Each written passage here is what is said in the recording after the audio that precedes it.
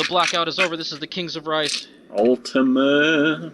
And this is MGT Cast. What up?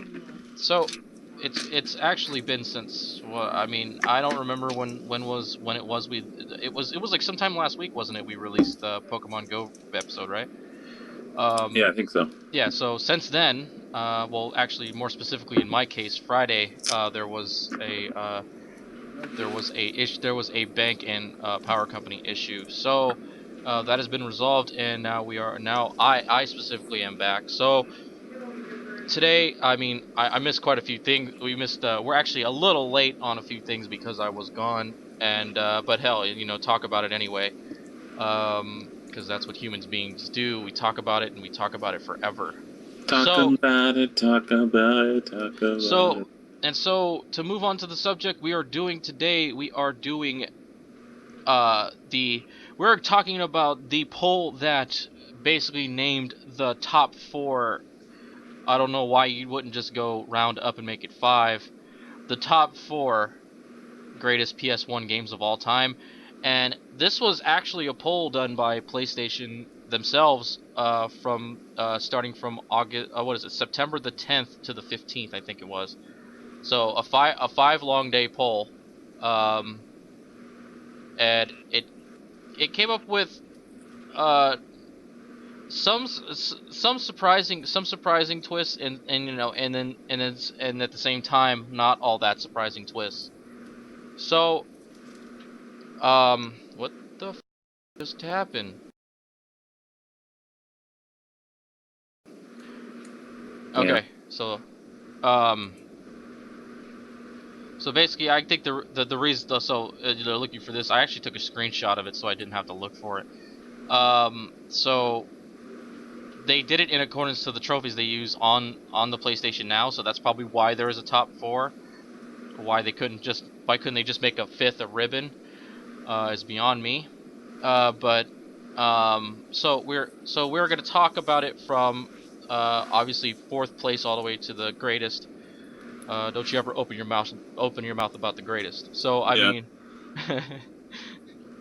you ever open your mouth about the best?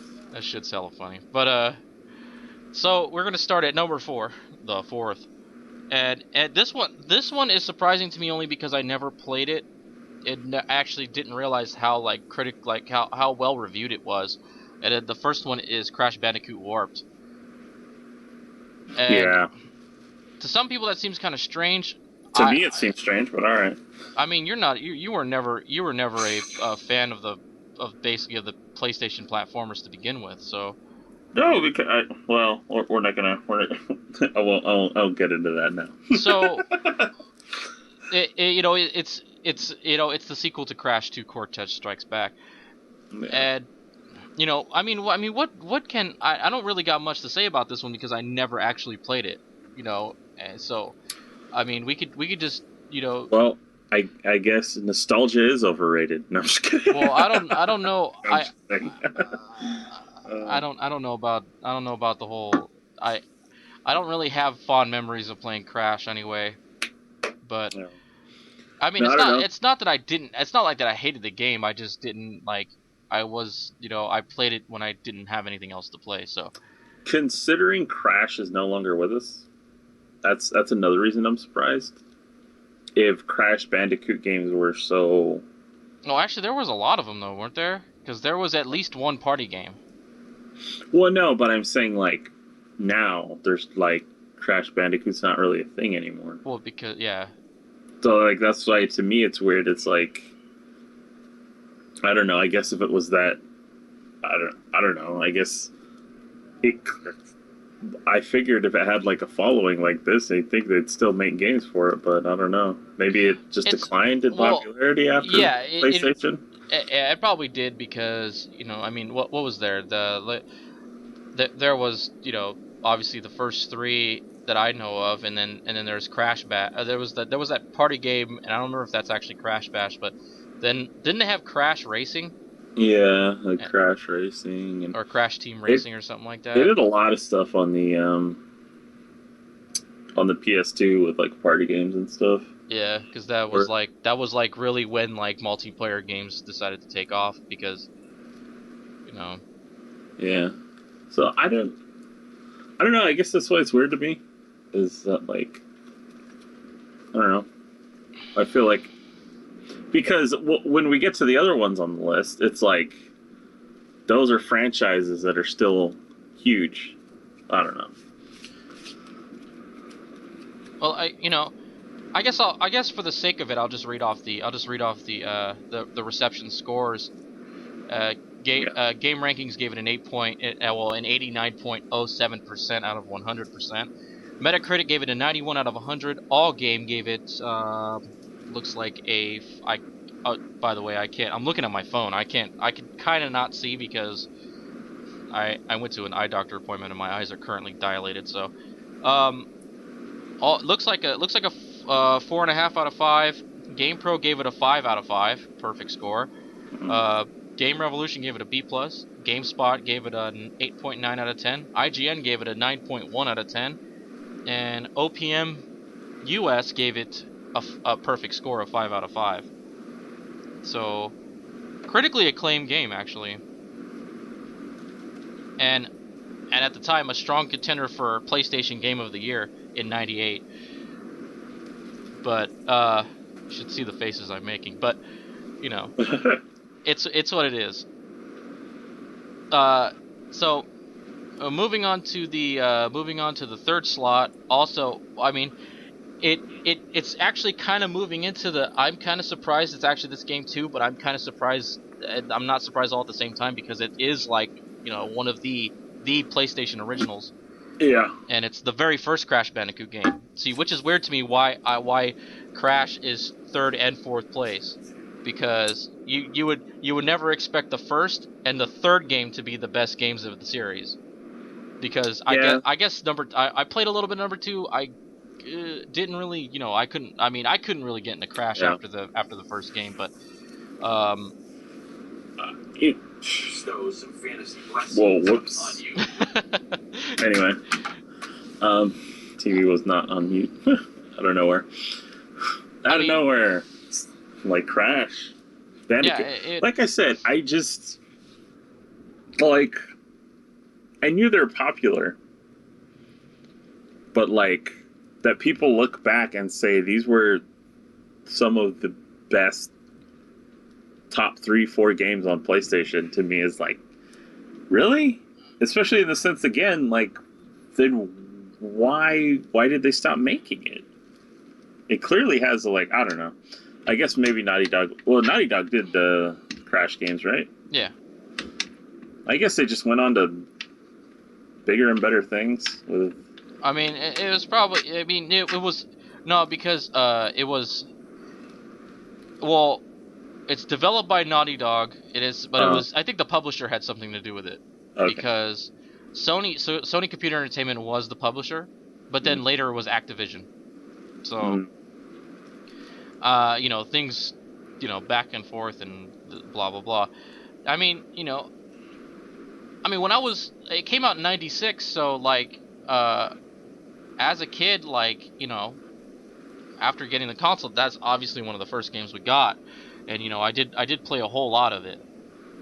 So I mean, I can't really remember if I beat it. I probably did, but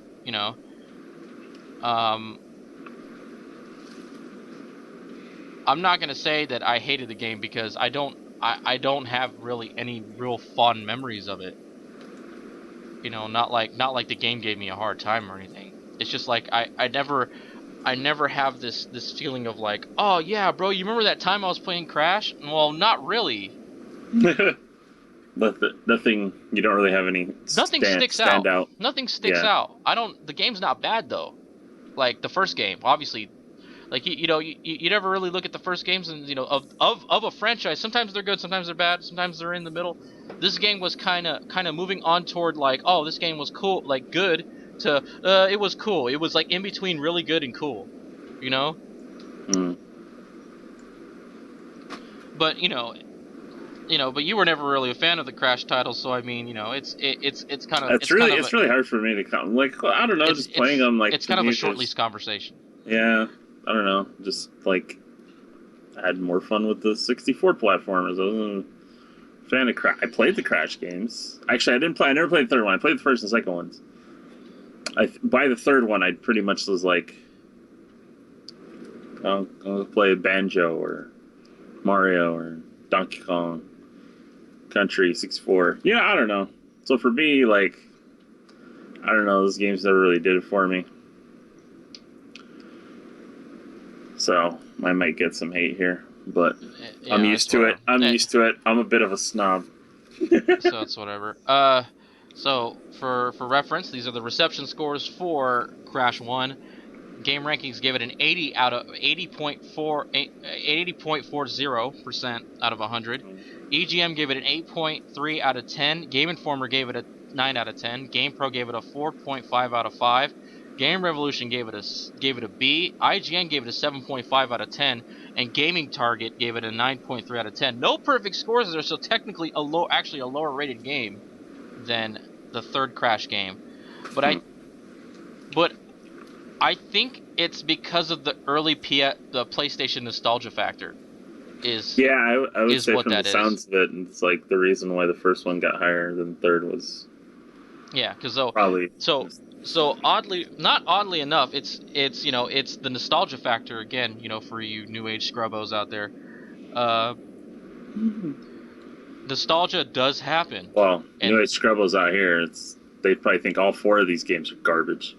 Yeah. What are you playing? Fucking Angry Birds? Get the fuck out of here. Angry Bird. So Still got Flappy Bird on their phone. Never deleted it. No, they're trying to sell their phone. I mean, the nostalgia exists in this life. Nostalgia is a real place. So, Crash Bandicoot, he will take you there. Yeah. And I don't know what's the end result of that one. I don't know. He's a bandicoot. Whatever that is. You know what's funny? You know PS2. You know basically who's like the Crash Bandicoot of PS2? Jak and Daxter. Sly Cooper. Ugh. Because Jak and I think the title is shared by those two, like Jak and Daxter and then Sly Cooper, because Sly Cooper still exists, Jak and Daxter still exist, but they're kind of like, they're kind of riding the waves of their nostalgic adventure. Again, see where this is coming from? Nostalgia. Honest question: how was Crash not in PlayStation All-Stars? Maybe because all he does is jump on people. I guess. Still. But then again, that's all Mario. Well, no, he gets fire flowers. They put Paw Rap with a rapper in it, and all he did was rap. Well, he could probably beat the shit out of you. You don't even know. Kick, punch, kick. Kick, punch. It's all in the mind. You gotta believe. All right, there, Bo Dallas. Would you calm down? All right, now moving on to number 2. Well, I mean, I was hard pressed to see if they didn't put an RPG on this list. PS1 had a very rich RPG collection. Yeah, it had a very very rich and deep RPG collection, and only one survived this in this case. So. Oh, the cream always rises to the top, ladies and gentlemen. Yours and mine, Final Fantasy VII. Yeah, buddy. And so. I mean, what else is there to say? I mean, remake is coming out. It'll probably be done before Highway 4, but just saying, Final Fantasy VII still going strong. Crash Bandicoot. That's where you at? That's a whole different thing, bro. Where are you at, bro? I mean, look at it like come see me, you Crash Scrub Lords. Come see me. I'm just kidding. Oh god. I mean, I kind of hard pressed to see any Crash fans come out of the bushes and be like, well, you tell me what fucking Luigi's done lately. Watch anyone critique newer Sonic games. People come out of the woodworks. Yeah, but well, here, look at it this way. Like the most recent Crash game actually came out in 2010. So 5 years? Yeah. That's actually not that's not as bad as I thought. No, but that's still pretty well. Let's just let it die off on its own before it starts to get really bad. Yeah. Okay, like Sonic trying to remake itself every year, but You know, so what's to really say about our number two contestant without like really taking up all the time we have? Popularized JRPG in the West. Kind of just took that first step into 3D RPG territory. Yeah, it really broke a lot of ground for a lot of RPGs that exist now. Shatter the mold. Not really, all, because all it does is win. I don't know about Shatter the Mold, but Unleash. No, I'm just kidding. no, I think Final Fantasy VII is way better than Tim Tebow, but I know. Well, I won't disagree with you there. As much as I love me some Tim Tebow. All right, so bring back Tebow. So without taking up any more time for this selection, I'm gonna read off the reception, aggregate scores, review scores. So game rankings, I'm just gonna do both. I'm just gonna do the PlayStation scores. So game rankings give it a 92.4 out of 100. Metacritic gave it a 92 out of 100. OneUp.com gave it an A+. CVG gave it a 9 out of 10. Well, that's actually gave it a 5 out of 5. The 9 out of 10 was a PC. Edge gave it a 9 out of 10. EGM gave it a 38 out of 40. Famitsu gave it a 38 out of 40. GameFan gave it a perfect 300 out of 300. I don't know what the criteria for that one was. Wow, 300. That is a weird scoring. Yeah. Game Informer gave it a 9.75 out of 10. GamePro gave it a perfect 5. GameSpot gave it a 9.5 out of 10. IGN gave it a 9.5 out of 10. OPM US gave it a perfect score of 5. PSM gave it a perfect 5. And RPG Gamer, there's two scores here. There's 8 out of 10 and a perfect 10. There's no like actual. So I guess middle road, 9 out of 10. Yeah, we'll just go 9. We'll just go 9. Yeah, 9 out of 10. So it's a classic. Indeed a classic. Released on several platforms at this point now. So PS1 and then fucking PlayStation Network and now Steam. Good to see the vocal minorities not ruined the overall perception of this game. Anyway. Why is my phone gotta be my phone? Anyway. Yeah. Yeah, I know. Why is my phone gotta be my phone? Why is my phone gotta be my phone? So at the taking the top spot on this list is, also one of my personal franchise favorites, and that's from one of the franchise I hold very dear.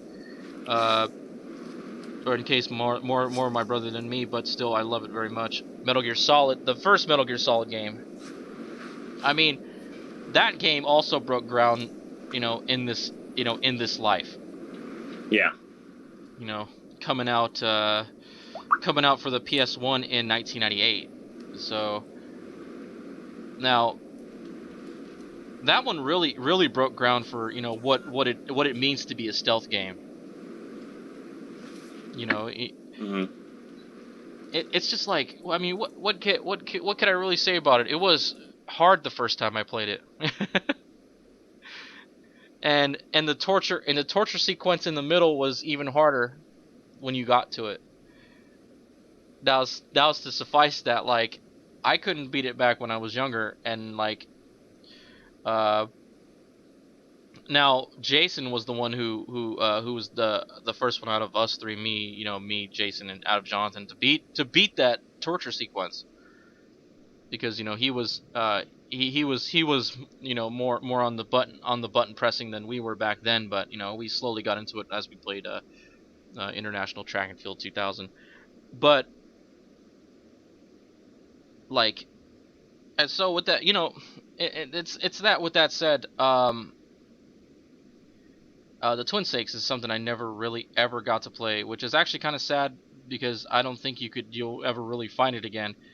And I have to say, Ultima had to bow out of the rest of this one. So, I mean, really, what can I say about this? I mean, this game that really, like Final Fantasy VII, broke a lot of ground in this lifetime of ours of gaming. It it really led it to something special. Although some people will think some of the games later on are not nearly as special, but it's a story that was worth telling. And with that said, I'm going to give everyone I'm going to let everyone know about the review score whenever it pops up. Okay, so there is a PC version too, but I'm not going to get into that one. So I'm just going to go straight for the I'm going to go straight for the just the regular PlayStation scores. So Game Rankings gave it a 93.24 out of 100.